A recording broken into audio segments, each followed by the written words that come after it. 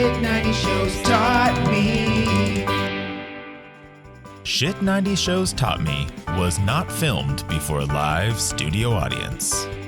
Are you ready to talk about season 3 of Felicity? So are we. Welcome back to Shit 90 Shows Taught Me. I'm Jess Sterling here with my co-host, Sara Fergenson. Or excuse me, oh my gosh, Sarah Humphrey. It's all good. I haven't done that in a long time. It's all good. It's all good. I appreciate it either way. Yeah, Jess, we are covering season 3, another one in the books. Unbelievable. And we are here to rock and roll, really. Yeah, we're going to be talking through our characters this season, talking through their story arcs, doing some character rankings. Yes. You know, the huge. You're used to it by now. They know. If you've been here for a minute, we have the same format since years upon years. But yeah, I'm really excited to talk about season 3 of Felicity. I kind of feel like I'm probably going to come out higher on the season than the average folk, yourself included, but I'm really excited to talk about it. And it was an experience. I think that there was a lot of weird stuff that went on, but also a lot of interesting drama and different storylines, and definitely was a lot to talk about. So I'm really happy to break it all down with you, Jessica. Yeah, and looking back when I was preparing for this podcast, I was like, the season wasn't my favorite. I feel like it's safe to say once I looked back at what we actually got this season, I felt like there were times where they were setting us up for something and I was like, here we go. We're getting ready for this, only for it to be kind of like a wah-wah, Yeah, like a flaccid dick at times. Exactly. Just a little bit of a letdown in that way. So, I don't know. No, it wasn't the best season. There were some fun things, which we'll get into. But yeah, overall, I'm excited to go into season 4. We know it's the final season. And so it's kind of like, okay, with it being the final season, hopefully that means we're going to get some really exciting stuff. Yeah. But yeah, overall season 3, not my fave. Yeah. Tell your good friend Goose over there to shut the fuck up. Oh, you can hear them? I was wondering. They're upstairs and I'm downstairs, so I was hoping it was far enough away, but they probably not this time. It's okay. They have opinions on Felicity too, so they are passionate about Felicity. They want to know if Felicity is going to pick Noel and Ben, or Noel and Ben, maybe both. Who knows? At the end of this, maybe neither. They are dying to know, so I respect that, and I think that, as usual, as you said earlier, we start off with our character breakdowns, talk about what our good friends have been doing this season. And you can't have a show called Felicity without Felicity. So that is where we are starting. Felicity had a successful internship over the summer. We didn't hear much about it, but it went well. And we come here, first episode, Ben and Felicity are reunited. Ben spent the summer making money in California, back home, and Felicity finds this apartment that is a real shithole. And there's a lot of bad things in that apartment, but ultimately she decides to live with the girls. We have a girls' apartment and a guy's apartment. And I really liked that this episode. This season rather. I liked how the guys were at the loft. I liked the girls were at the girl apartment. I thought that it created, I didn't feel everybody was left out of the equation. At times. I mean, of course, we'll talk about Elena at times that she was left out of the equation, but I felt like everybody was in the mix.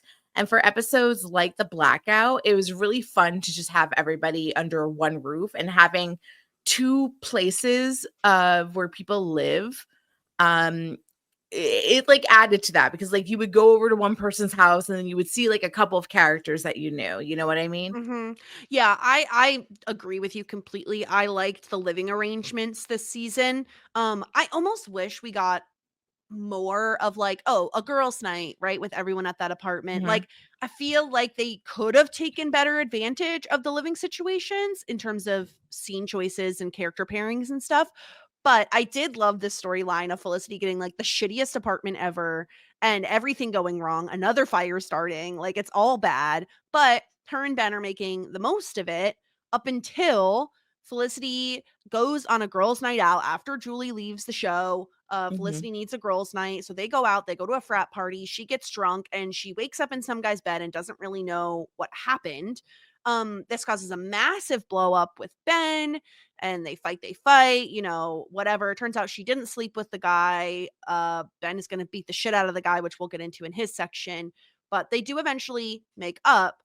Now, it's interesting, Sarah, because while they do have little blips of issues between them, Felicity and Ben do, they always come back together like very swiftly Yeah. thereafter. Like, it's funny because I was like, my intuition should say that they were pretty solid this season, which is not necessarily true. Like, they had a lot of strife between them throughout the season, where obviously the Avery stuff comes into play later in the season, and this like awkward moment between Ben's father and Felicity. But at the end of the day, they always seem to come back, and it's interesting because I feel as though there is potential for them to not be properly talking about their issues all the way through, which can lead to it biting them in the ass in the future. And this is something that happens when you don't have your like communication skills developed in like your early 20s, because you're trying to just like either be like the cool partner and not make like a big deal out of everything, or you're trying to not make too many waves and you don't want to like, oh, if I bring this up it's going to become a fight and then we're going to have issues. So like I think that, and this is where like the things that like if you don't talk this shit out, kind of like Megan and Sean does, then you're going to hold resentment, and in time it can blow up into a fight, and then next thing you know you're referring to like shit that went down a year ago or more. So I feel as though because they keep getting together so swiftly, without like fully fixing this shit, I'm a little concerned that it will eventually become an issue, which will lead to like an obvious like there's no way they'll still be together in season 4 all the way through. Right. And we'll talk about that in our little prediction section we always do at the end.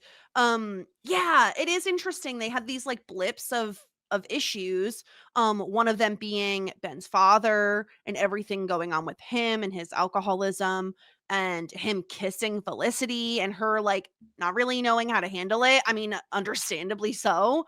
And so it's and that's not even the only issue they have in terms of their family members, because Felicity's mom is very judgmental of Ben because she says Ben, and I kind of understand it. Ben doesn't really is a little aimless. He doesn't know really what he wants to do with his life.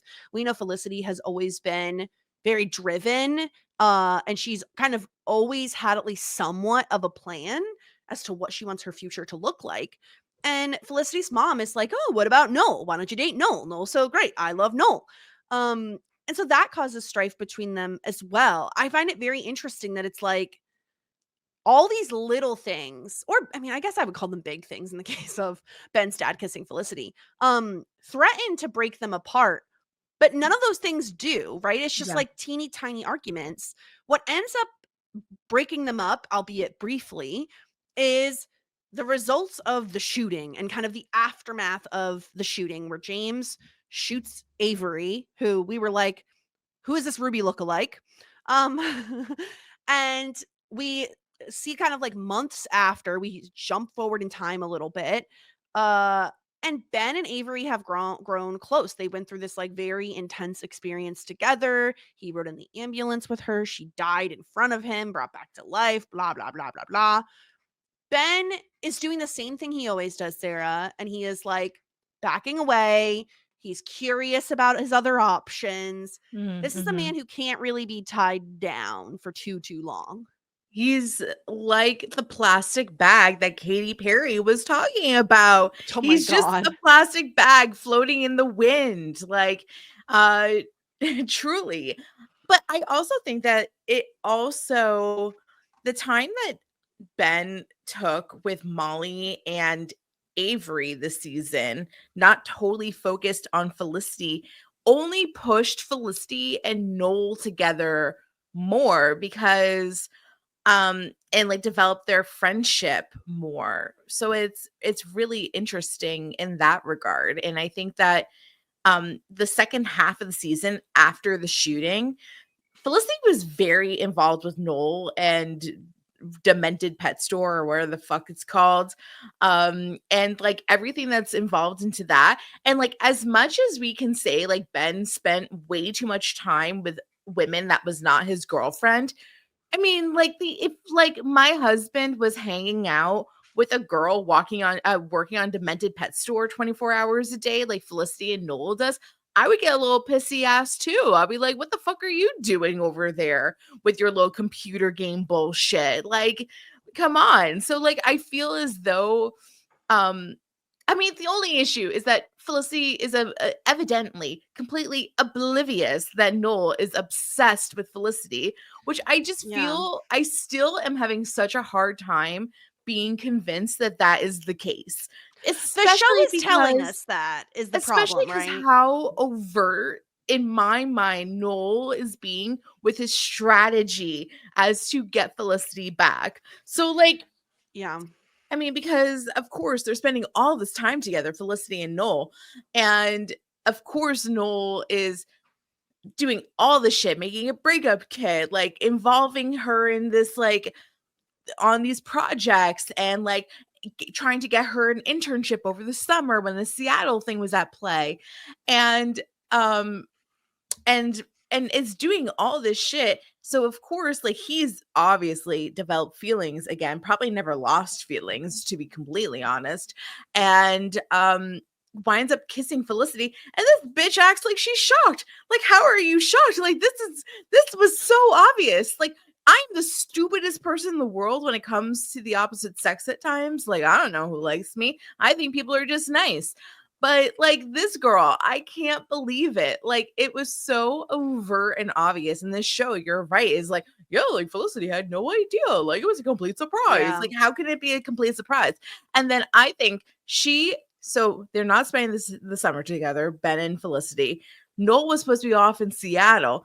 Ben is going to be so mad at Felicity when he finds out they spend the entire summer together eating ice cream, eating each other's ice cream. They, a la Jen from Dawson's Creek, the ice cream is going to be licked slowly and is going to be a mess in so many ways, which I actually very much invite.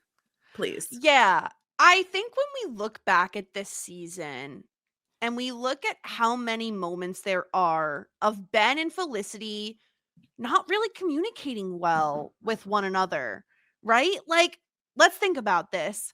We start off with, the Ben's father kissing Felicity. She doesn't really know how to tell him, right? She's trying to kind of hide it. That I'm not putting blame on anyone. Well, before that, Felicity hooking up with the guy. The frat party thing. They didn't hook up. No, but again, the lack of communication and like kind of the disconnect there. Then Ben's father tries to kiss her. And then we have the shooting with like the Avery stuff where I feel like Ben is doing a terrible job at communicating with Felicity. And then we have Noel kissing Felicity, which Felicity fails to tell Ben about. So but then of course Ben didn't tell Felicity about the Ruby kiss, and then that gets uncovered because of Noel. No, the Avery kiss. Fuck. But yeah, you're right. It's like they're constantly kind of ships in the night almost. Like they're just missing each other. And it seems like I would argue Felicity in general has very good communication. She's really good at telling people how she feels, what she wants. Like, I feel like she has one of the most highest emotional intelligences of anyone on the show.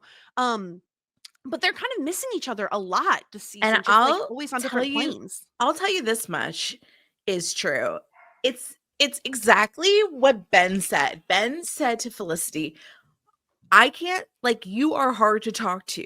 However, Noel said you are the easiest person to talk to. Yeah. And I think, like, no matter how good your communication skills are, if you don't fully feel comfortable communicating with your partner, then it's not going to work. Like, and this is something that, like, I had experienced in my life. I was with a partner. I would say, like, Jess, like, I'm a pretty communicative person. Oh, Like, I'm definitely. pretty Yeah. good with, like, sharing my feelings. I couldn't talk to my ex. Like, I just felt like I couldn't talk to him. Like, there was just some sort of, like, disconnect, this, like, trust issue. And with the right partner, I'm a lot more communicative. I'm like, and of course, like, I mean, like, I was with my friends as well. And I think, like, that really just speaks to, at this point in time, how fragile their relationship is, and they don't even realize it because they're not talking Yeah. about it. They think they're cool. Like, they think they're like, we're just fine. So I'm really interested to see how it's going to end up in season 4 between the two of them. Not much with Felicity in terms of her schooling or in terms of, like, her ambition. Of course, like, No. she gets really into Demented Pet Store. What is this Loser Pet Store. Okay.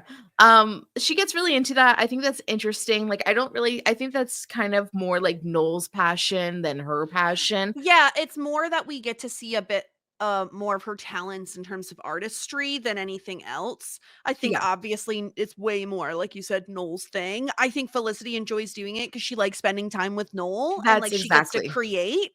Yes. But yeah, we don't get too much in terms of Felicity's schooling at all. That is not really the focal point of this season, which No. is fine. I do hope we get back to it, even if it's just a little bit next season, because she is going to be graduating. So like that feels like we should put some emphasis and importance on what she's going to do after school. Yeah. But yeah, that's pretty much it for Was Felicity. was what was her parents' stuff this season with her dad being around, or was That that was last season? last season. This Okay. season her mom came to visit, but that Okay. was it. Yeah. It's very hard because, like, there was some shit, like, the Molly stuff. I was like, that was all this season? Like, Yeah, Molly Julie only showed left. up this season. I was like, Julie left this season? Like, really? So yeah, it's a Yeah. little hard. Yep. All right. Well, let's dovetail right into like Noel, and then we can talk about Ben as well, because they all Mhm. they revolve around each other a lot. Yeah. Noel, I had such high hopes Yeah. for him and his arc this season, because Yeah. we start off with like this whole mystery of like Noel's missing. No one's heard from him. It's been months, right? Like all summer. Turns out him and Natalie got married. Which was And so exciting. The Leon stuff, which I think that arc only lasted like 2 episodes, such or a misfire. maybe 3, a touch of 3. I was so pumped for the Leon stuff because Leon was such a funny character. Like, it was so funny to see, like, Noel with his highlights and, like, his loosey-goosey, Yes, like, yes. personality. I really enjoyed that. I thought that Scott Foley did a really good job, like, showcasing a person who's clearly in a state of mania, because like sometimes when you're going through it, you are like off the grid, but like once again, you don't really realize it.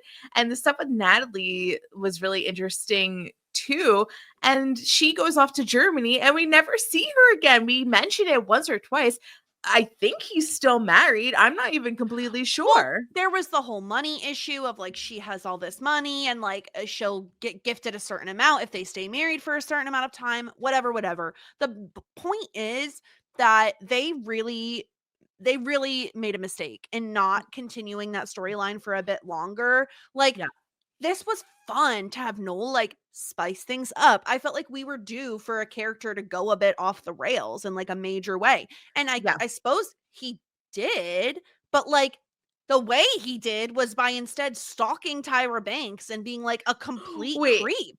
Okay, that was pretty crazy. See, the thing is that Noel was insane this season, but I kind of love all the crazy shit that he did because it was entertaining. And that's the thing. Like, of course, I'm not going to like these characters doing these things, but I'm going to enjoy watching it. And Noel was the messiest fucking bitch this season. The messiest bitch. And I think I really liked that about him.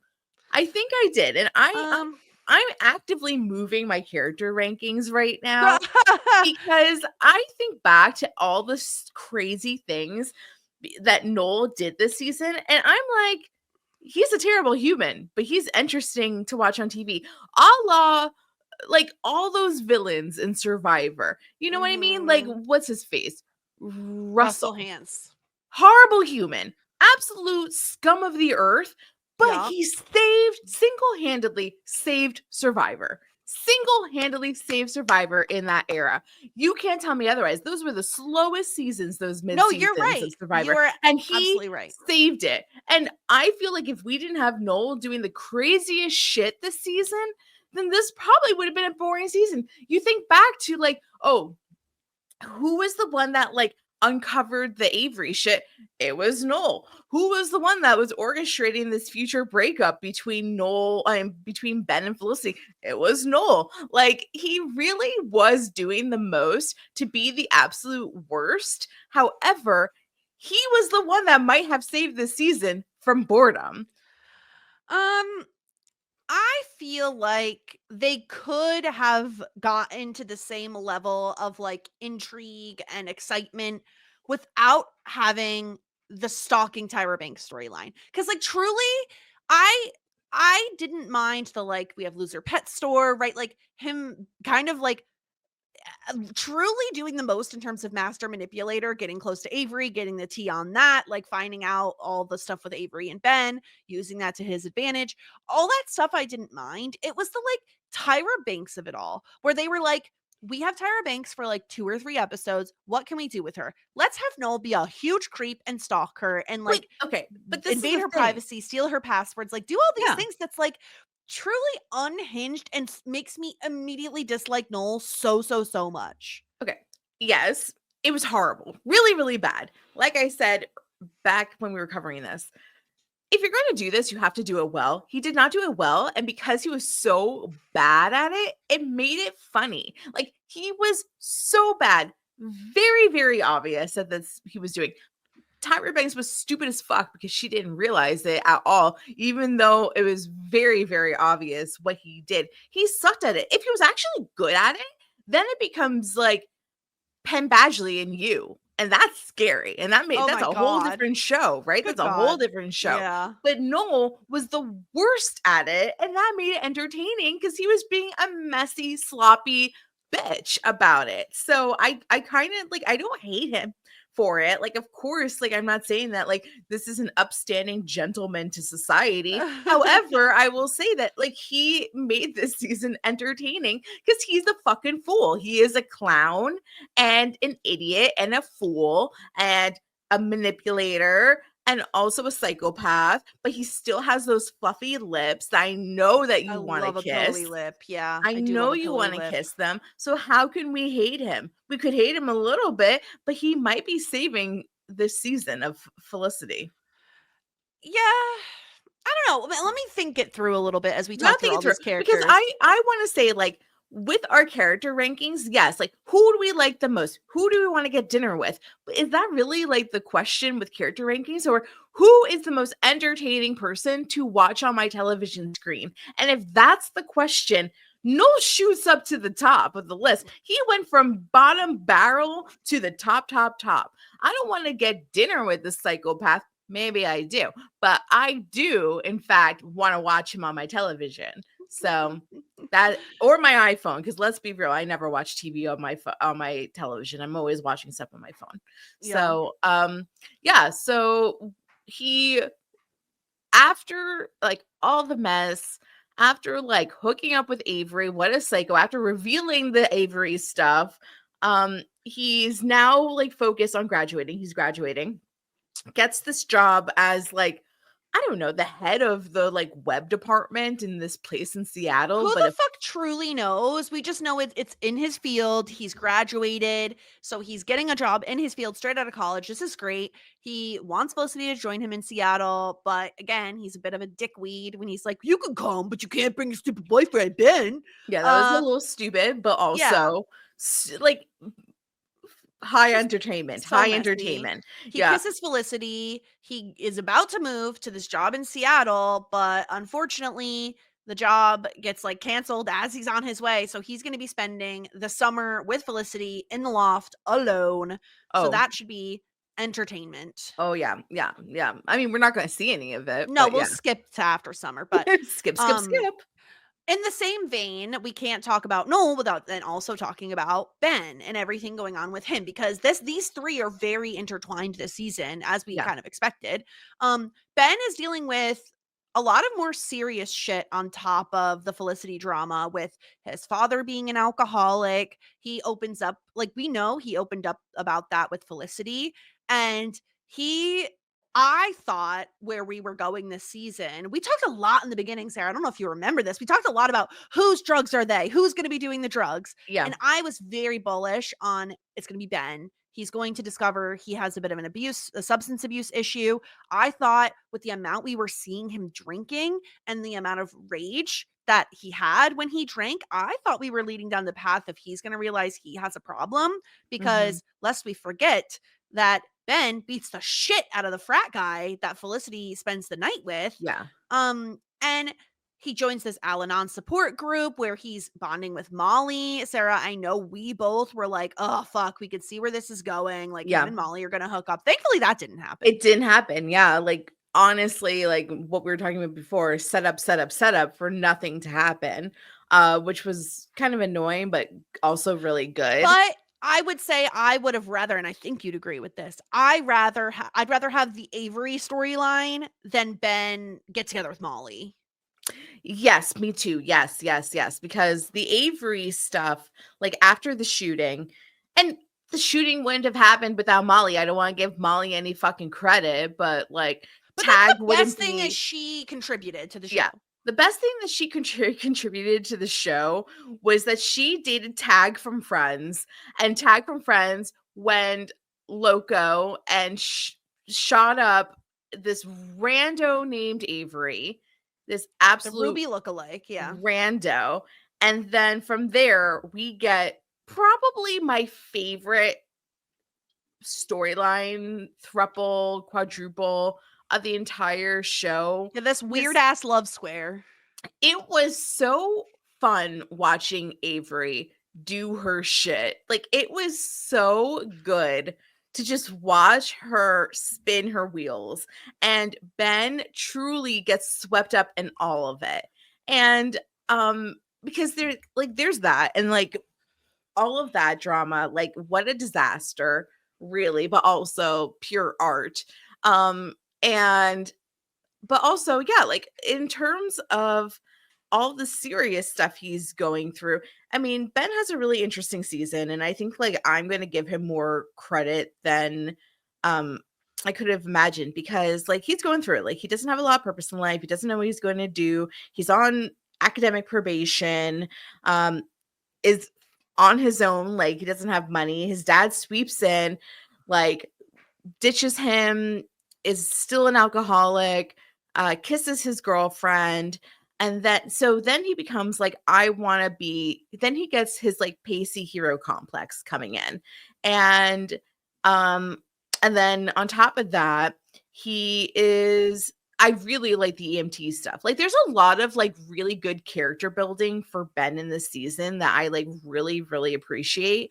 Like, I think that having him, it's interesting because you mentioned earlier, like Felicity's mom is like, you're kind of a loser. I think like Ben really needed to have that conversation. Like, yeah, I didn't feel good in the moment, but it got him thinking, like, what do I want to do? Like, how do I want to help? And seeing him like really connect with like a job that was service oriented because he wanted to take care of Avery and he wanted to take care of Molly. Like I think that like that led to the EMT passion, and I really hope that he does like go through, like he goes to Kansas City. I really hope that he like gets something out of it. I hope like he doesn't come back and be like, "Yo, this isn't for me," because like I really hope that this is his thing, because it's really beautiful to see a character gain their purpose.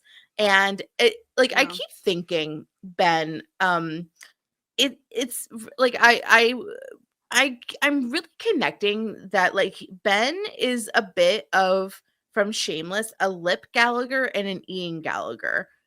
And I'm, because like Lip very much is a product of like his father being an alcoholic, and then like it's hereditary, it's like a disease, so like he does it, the punching, like getting like his like anger out in fighting and not communicating. And then with like Ian, finding also a purpose with EMT in the part of Shameless that we are currently watching over at Whirlwind. And I just like find it like very interesting because like, you know, like he's just like trying to sort life out. And I think like a lot of it is like he's a product of his environment. So like if he's just trying to figure out his passion in life and like his purpose, then he needs to do these like couple of things. Like, you know, we're women in our 30s. This is a man that's like 21 probably. Like give him credit for like he's like literally in a life trying to figure out, maybe you shouldn't be in a serious relationship, and we've been saying that for years now. But yeah, I mean that's how I kind of feel about Ben. Like yeah, like he definitely tripped and fell a lot of this season, but it was really important for his character development, especially because I think that he was a little surface level before this season. Certainly, we never really knew what Ben was going to be doing in life after college, up until this season. And I truly think without the Avery and Felicity content that we got, without those story beats, he's not finding his way to EMT school, because I think Felicity and his relationship with her and the pressure from her mom and that sort of thing, I think, and also just the competition with Noel fueled him to finding something that he wanted to do with his life. I think he, you know, for all the flaws between him and Felicity in their relationship, she does push him to be a better person, and she cares about him, and he wants to be a better person for her. And so that's how he finds his way into the EMT school of it all. And also, obviously, the whole shooting with Avery is kind of how he discovers that originally. So yeah, Ben has like major hiccups. Like the Avery situation is so fucking stupid. Like he's such a dumbass. Like he is such a dumbass who like doesn't know what he wants. He's always seemingly confused about everything. He's just going to go kiss Avery and then not tell Felicity, and it's like he lies to her. It's a whole thing. Um he really is showing his ass a lot of this season, but it feels like we get to an end result where, okay, Ben has a little bit of purpose, has a little bit of drive, has a little bit of like, he knows where he wants to end up. And I really appreciated that we did get that moment with between him and Noel, where he asks him, like, how did you know what you wanted to like do? What is that like for your rest of your life? What is that like? Um, because we've seen Ben just be so aimless and really not know what he wants to do, when the majority of the rest of our characters, we have a very clear idea on what they would like to do. Ben has always been more of an enigma in that way. Um, so I agree. I think while this season wasn't necessarily the best for Ben personally, and on the relationship front, I do think we're setting things up for him to have a more successful future with where we landed with him ultimately. And I do think it's the right move for him to go to Kansas City and go to EMT school. So, you know, as a team Benner, I'm very happy with these developments, even though again, he was showing his whole ass. So truly. yeah. Um, Okay, let's do a quick hit on Julie. She's only here for a few episodes this season, so we really don't need to spend too much time on her. Yeah, what a fucking loser, honestly. Like, Ridiculous. I cannot believe it. Like, I really can't believe that this is where we wound up with Julie. I would have so rather had her departure after season 2. Yeah. But nonetheless, she decides not to, she lies, number one, to her friends and says that she wasn't a match for her biological father for the kidney donation. She does get to spend time with her biological parents. And then next thing we know, her biological father did die. And then it's revealed, which I got some like voodoo powers at that point. I promise I didn't spoil myself. I just felt it in my bones that I don't even remember. She was a match, but she lied, or she was a match, but didn't end up donating. But we don't know if like they knew that she didn't end up donating. Like it was a little foggy because I don't know if they knew she wasn't. It was a little foggy. Nonetheless, she was a match, but she decided not to donate. And I don't completely understand or remember why exactly. I don't think we understand why. Like, I truly don't think they really went that much into it. We just know that as a result, her father did die. She did spend some time with him over the summer, but now she's at the point where she can't really handle it. And you've been saying since like literally minute 1 of this show, like New York and Julie just don't get along. Like she just doesn't belong here, and she ends up splitting. She doesn't belong. Yeah. She goes, and I think like it's right. Like I feel as though the show, aside from pitting Felicity against Julie, the show didn't know what to do with Julie, which I really don't understand. Like I feel like we hear this a lot in different media, like, oh, the show doesn't know what to do with X, Y, and Z. Like Jen, like I said. Yeah. Like how do the writers not know what to do with these characters? Like you're fucking writers. This is your job. Like what, like if somebody came to me in my job and was like, Sarah, like please place an order for this like 40 yards of fabric, and I say, I don't know what to do about that, and then just like fucking half-ass it, my ass would be fired. Like, what do you mean you don't know what to do about a character? This is literally your job. Go sit and think about what to do with Julie. That's better than whatever you previously came up with. Copy and paste with Elena. Like, right? Like, what do you mean you don't know what to do with these characters? How fucking ridiculous is that? But nonetheless, Amy Jo Johnson didn't want to be on the show anyway because she was going through her own family problems. But I don't know. Maybe if the show didn't give her absolute fucking shit, maybe she would have more incentive to stay. I remember really loving Julie in the beginning of the show. Like I was very pro Julie. And so her leaving came as a bit of a shock. Like I was like, oh, okay. All right. See you later. And I agree with you. It was like, why do we have to spend 3 episodes on this? I wish we could have like just had her leave at the end of season 2 and then start this season anew. And I feel like the worst thing to come out of her leaving was the fucking addition of useless Molly, who truly, we all thought, I say we all, you and I were like, great. And all of the voices in our head thought. Yeah. Oh, she's going to have the shooting and then she's gone. Goodbye. Never to be seen again. We don't need her back. We don't want her back. See you later.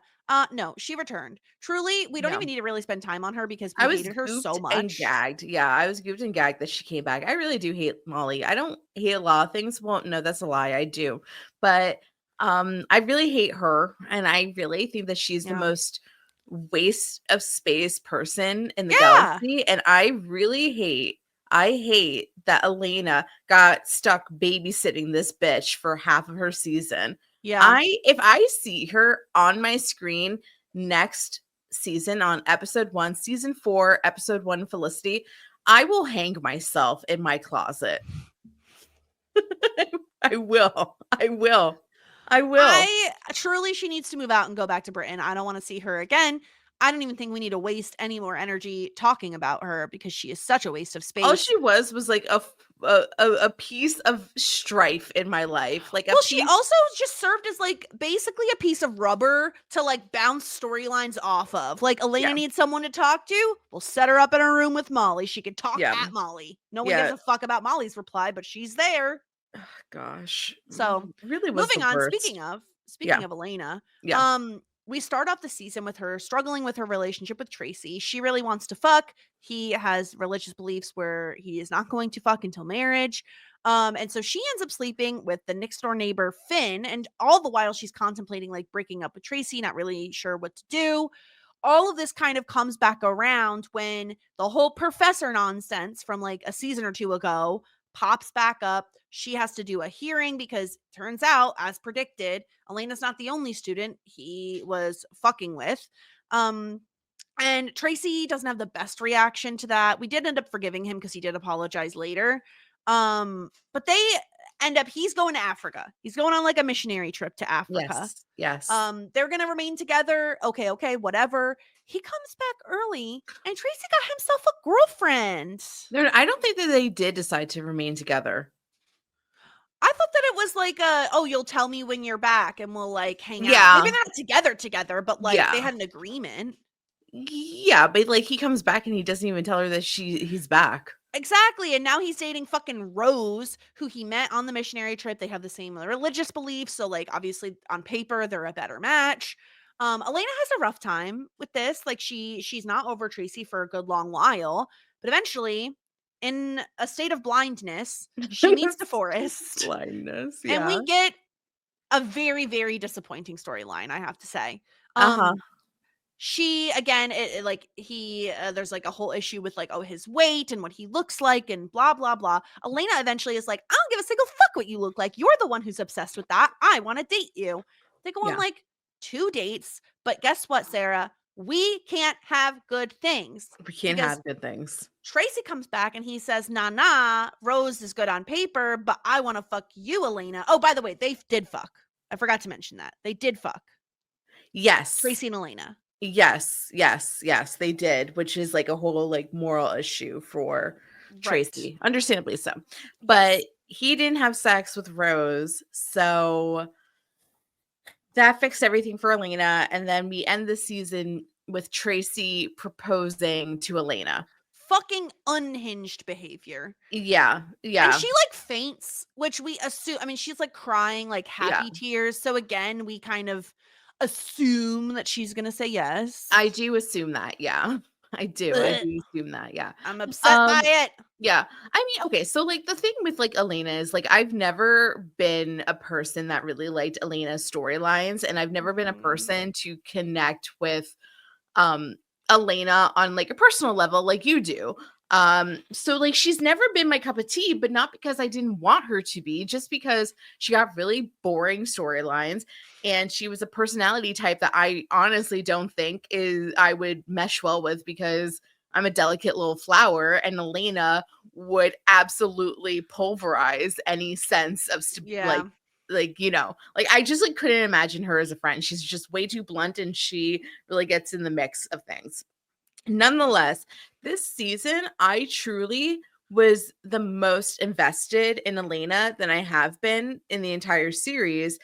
But then I realized it's because it all has to do with men. And then I feel a little bit shitty about myself because of that Bechdel test. So that's unfortunate. However, she did get me. I was like, hey, what's Elena doing? Like, who is she going around with? Like, what's going on with her? And I loved the storylines with Donald Faison. I really like seeing Kenan Thompson. Like, I think that like she got to act against like really talented actors that will go on and do big things. So she definitely kept my attention and I was most interested in her. And like in terms of like, I do think like the stuff with Tracy sparked like really interesting conversations with us. Like, what is our breaking point, or like how like would we deal with that? I thought that her and DeForest, like when they were good, they were good. Like I like seeing Elena laugh and like be a little more loosey goosey and like going to Coney Island or wherever and laughing. It made me feel very sad that like the way it fizzled out. And like I hope that like DeForest, who is a fake character, but in my head a real person, I hope he doesn't like go on to the dating scene being like with the takeout of like, hey, this girl wound up choosing somebody who is better looking than me, who is fitter than me, who was hotter than me. Like I hope that he doesn't like come out of all of this with a continued sense of self-image issues, because that would make me very sad to think, because like I don't know if that necessarily was the case. I don't know. Like I don't think Elena was like, Tracy is hotter, so I'm going with him. Like, but I think it'll be really hard to like come out of that situation and not like compare yourself to Tracy. So I just hope that DeForest, like I said, who's a fake character that doesn't exist in real life, is doing okay. It's so sad. It's so sad. And then in terms of the proposal and the marriage, like once again, like bring on the mess. Like if this is going to be entertaining and messy, I don't think they're going to go through with it, but like sure, why not? They're going to get married. Why not? Sure. Okay. Yeah. Yeah, I'm with you. I felt awful for DeForest, and I think we both saw this coming. Like we both were like, I don't like where this is going. I don't like how this is happening. Like I just it just made me sad. I agree with you. Like I think we could both relate to DeForest in a specific way, and it's like it sucks to feel like you are up against someone like Tracy who has abs for days. And I think that didn't matter what Elena was going to say to DeForest. I think there's always going to be that voice in the back of your head that is like, if I was X amount of pounds lighter, if I looked more like Tracy, I would be with Elena. Like, I do think that, of course, is going to be something that runs through a person's head. And it made me sad because truly, when Elena and DeForest were like hanging out and on like a few dates, she looked like she was having the best time when they did karaoke together. Like they looked like they were having so much fun. And really, she is at the age where I'm like, that's what you should be doing. Not that you shouldn't be having fun when you're older, but like just have fun. Like be light. You don't need to tie yourself down to a marriage proposal right now. Yeah. I mean, like, I do think that her and Tracy's connection was good, but their commonality came from like their competitive nature, that they like challenged each other academically, that like that was kind of their connection. And like and I mean, like that's not true, because like Donald Faison, Tracy was always like fun, and like but I don't know, like it was a different dynamic. It was just, I think lighter is the perfect word, Jess. Whereas like her and DeForest's relationship was just lighter. Like it was just light. Yeah. There was levity, but Elena's chalking up to passion. I'm interested in seeing like what comes of it next season. Yeah, exactly. So we'll see. We'll make some predictions, I'm sure, about Elena and Tracy's relationship. Let's talk about a different relationship in Sean and Megan. We can kind of talk about them mostly in tandem because most of their storylines centered around one another. With I think like Sean has a more diverse set of storylines this season, where he finds out that he has cancer in one of his testicles. He has to have surgery to remove it. Through going through all of that, it brings him closer to his religion and Judaism. He gets like, he has a bar mitzvah. He goes through all of that stuff. All the while spending the entire fucking season bickering with Megan. They get into fight after fight after fight every single episode. Usually it's resolved by the end of the episode. This leads them into couples counseling. They are still together at the end of the season. Sarah, I don't know that I could have predicted that like I would go from really loving the relationship between Sean and Megan to like absolutely despising them because every time they were on my screen, because I was so sick and tired of them fighting. So I don't think I despise them. Like, I agree, like, they were pretty annoying, but, like, I still want them to be together, and maybe that's because, like, I'm delusional, but I do think that I like them as a couple, but yeah, like, we were so high, like, the words, like, "best couple in TV history" what came out of my mouth. Maybe that was a little bit of a hyperbole on my end. Oops, sorry. But, I do think, like, Sean's storylines were really interesting. I think, like, he had, like, a couple of interesting character moments as well, sandwiched in between really, really annoying moments, but the things that, like, stick out to me is, of course, like, finding religion, finding God, and, like, a lot of that comes from, like, the desperation that he felt that he thought that he could possibly die from this surgery. So I felt like that was interesting, and then the reveal that, like, you know, this guy that, like, does all these inventions and had this documentary rather going on, like, it fell through and, like, they treated him as a joke and, like, he feels like he's a joke and, like, he feels like a loser because he has no, like, real purpose and he doesn't have a lot of success at the moment, and on top of that, he's hanging out with people that are, like, 7 years younger than him. Like, he really is feeling like kind of a loser, and I think that that really, um I think, like, that could have possibly aided to some of the bickering because, like, maybe there's a part of him, like, especially with the tickets to Switzerland. He's like, "I'm not good enough. Like, what am I providing in this relationship?" Like, and I think, like, he projected it as like, "Oh, like, it's a manly thing. Like, I need to be the man. Like, I need to provide." But in reality, I think he's just like, you know, Megan comes from a family that has money. Like, Megan has this going on and that going on. Like, what am I giving her and providing to this relationship? And, like, what do I provide as a person in this universe? And what do I provide as a friend? Like, I think that he was really going through that. And I think, like, a lot of that anxiety, internal feelings of, like, I fucking suck, I'm a loser, I'm pathetic, was projecting onto his relationship with Megan. And I think that's something that, like, I didn't really see during it because I was too kind of like what it was kind of surface level, like what Megan was perceiving. Like, you're kind of just being a dick.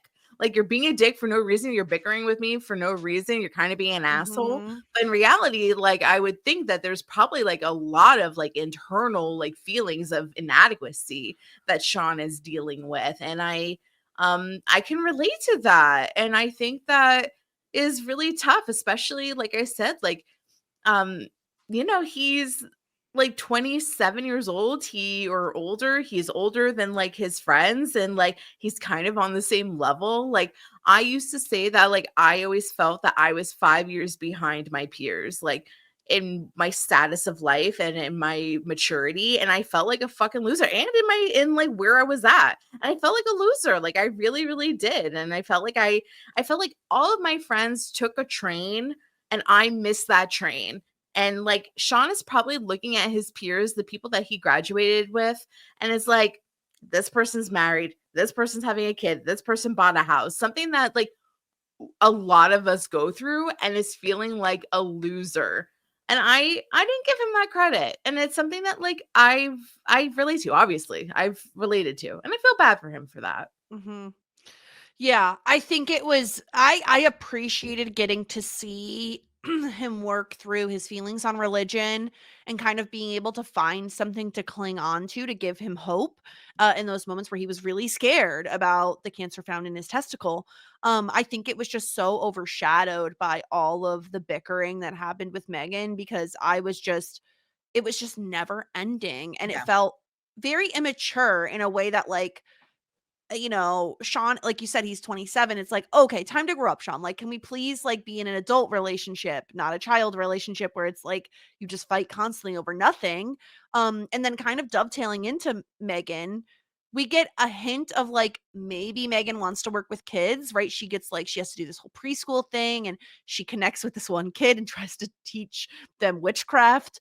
Um, which is a silly storyline, but like I do think helps Megan realize that like, yeah, Megan is the kind of blunt person that kids will appreciate because she talks to them like they're just adults rather than treating them like they're little kids. And so that could be something very interesting to explore in season 4.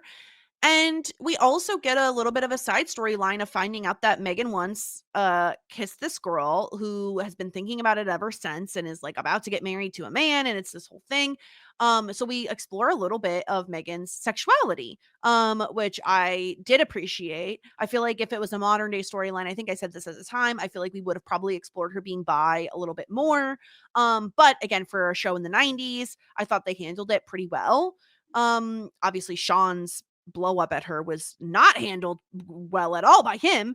But in terms of the Megan side of it, I did appreciate having that as a story, and I really look forward to seeing where we ultimately land with Megan at the end of season 4, because I feel like we're probably heading towards getting more from Megan in terms of her career, her post-college life. I think we're going to get more from her in that regard in the next season. Yeah. I really my favorite Megan moment was her when Ben was in Southampton picking up the phone. Yes. And is like, hey, like Felicity is like my little sis. I connect with her. Don't fucking hurt her. I will murder you. And I really loved seeing Megan. Like I said a billion times this season, Megan's people are her people. And that sense of loyalty is like, I am your ride or die. Yes, she might be like a little rough when you first meet her. But once you're her person for life. And I really love that about Megan. Like I really liked getting to know Megan on this like bigger level this season. Just like seeing, like understanding how she thinks and like how soft she gets when that layer is peeled. It's so